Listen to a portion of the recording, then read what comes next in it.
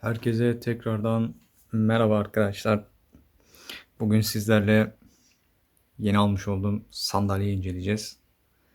IKEA Markus. Bakalım nasılmış.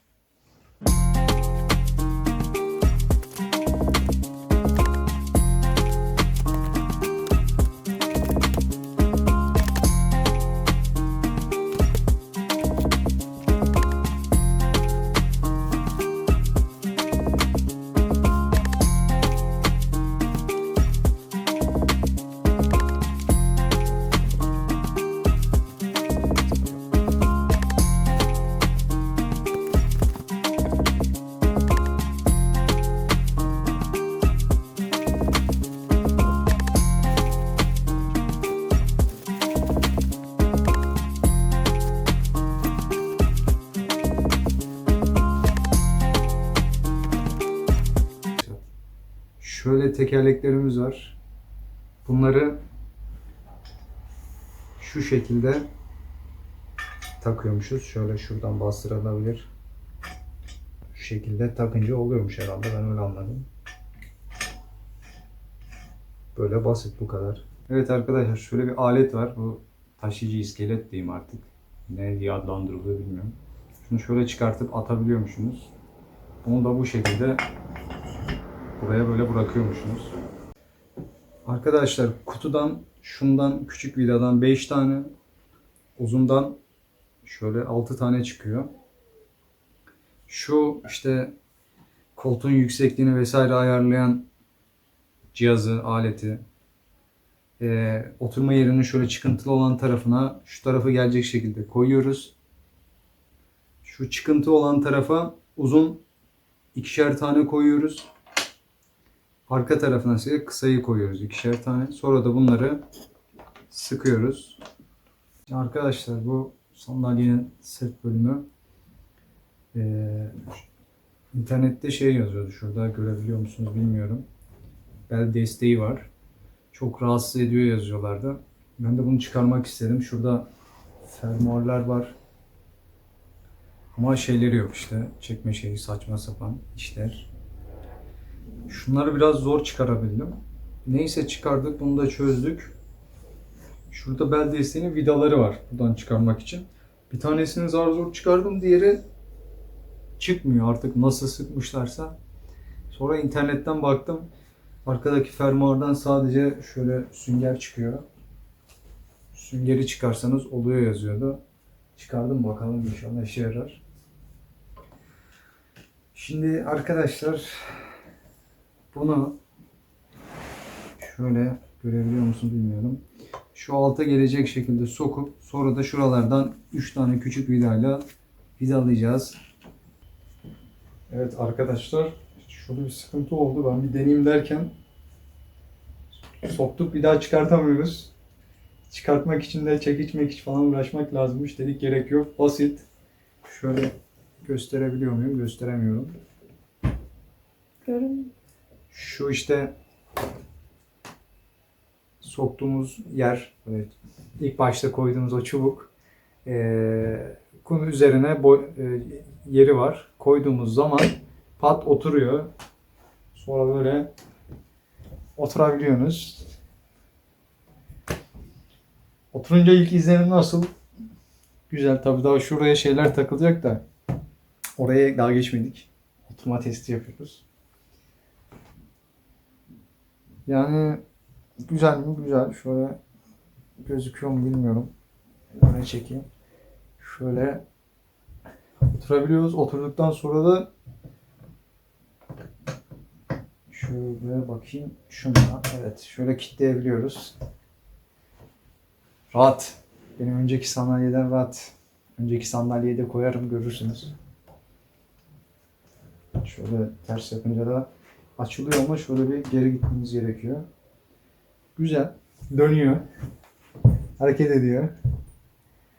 Başlığın olması güzel. Tam böyle boyuma denk gibi bir şey yani. Bel desteğini çıkardım. Daha rahat ettim ve yani bilemiyorum, bel destekli denemedim ama uzun kullanım videolarında bakarız. Arkadaşlar, şöyle iki tane kol koymak için alet edevat çıkıyor. Bunların zaten son 4 vida kaldı uzun. Onları takacağız. Bunları takmadan önce oturacağınız yerde bunları şöyle tutarak, koyarak test edin. Giriyor mu işte masanın içine vesaire gibisine. Çünkü bunlar ayarlanabilir olmadığı için masaya çarpıyorlar. Sıkıntı çıkartıyor. Buna dikkat edin. Bunu da taktıktan sonra devam edeceğiz. Takma aşamasını geçiyoruz. Arkadaşlar böyle taktığınız zaman böyle oluyor. Simetrik mi derseniz şöyle baktığım zaman yani eşit gibi gözüküyor. Metreyle falan ölçebilir miyiz? Yani şöyle baktığımız zaman maalesef simetrik değil. Sağ taraf biraz daha önde oluyor. Şöyle baktığım zaman evet sağ taraf biraz daha önde. Simetrik değil, başaramamışlar. Evet arkadaşlar, video bu kadardı. Beni dinlediğiniz için teşekkür ederim. Sağlıklı günler diliyorum. Evet arkadaşlar, sandalyeyi alalı yaklaşık 4 ayı geçti yani. 5 aya yuvarlayacaktım ama o kadar geçmedi. 4 ay tam oldu. Kısaca tecrübelerimden bahsetmek istiyorum. Öncelikle bu kolçakları çıkardım. Çıkarmamın sebebi sandalyenin masanın altına böyle içine giremiyordum yani. Uzaktan bakmak zorunda kalıyordum. Bir ay kullandım bunu kolçaklı bir şekilde. Bir ay sonra çıkardım. Hani böyle geri yatırıp yaslandığınız zaman bir eksikliğini hissediyorsunuz ama onun dışında açıkçası eksikliğini hissetmedim. Hatta çıkarmamın faydası oldu diyebilirim.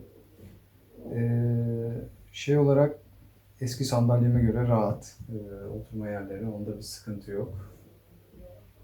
Onun dışında sandalyeyi alırken en büyük beklentilerimden birisi, hatta belki de en büyüğü, bu şekilde otururken yani 90 derece kalabilmekti yani. Oturduğum zaman şu şekilde kalmak istiyordum. Nasıl gözüküyor mu bilmiyorum artık. Şu anda bunu yaslanıp oturmak istediğimde böyle hani 90 dereceye geçiyor. Ne kadar olur bilmiyorum da 90 ila 100 derece arasında yüksek ihtimal bir pozisyonda oluyorum. Yani bu şekilde açıkçası tam istediğim gibi olmuyor. Tam böyle 90 derece durabilseydim daha iyi olurdu. Yani açıklamasında web sitesinde hani sağlık açısından daha iyi olduğunu söylüyor ama bilemedim, pek emin değilim.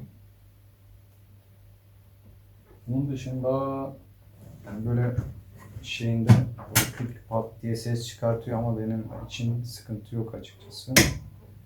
Onun dışında da